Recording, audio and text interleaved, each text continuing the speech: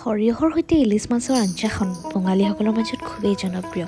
পিছে এই জনপ্ৰিয়তাই অসমীয়া খাদ্য অনুৰাগীৰ হৃদয়তো স্থান পাইছে। গতিকে এই সোৱাদ লগা আঞ্জাখন মই বাৰু সোৱাদ লগাকৈ বনাব পাৰিমনে? মছলা দেখিছেনে? বিশেষ একো নাই, কেৱল কাশ্মীৰী মিৰ্চি কালাৰৰ কাৰণে।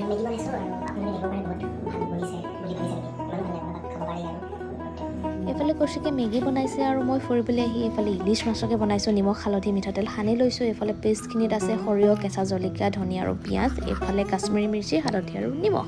এইফালে তেলত জিৰা ফুটাইছোঁ, কেঁচা জলকীয়া আৰু ইয়াতে এই যে মছলা মানে কাশ্মীৰী মিৰ্চি, নিমখ হালধিখিনি দি দিলোঁ।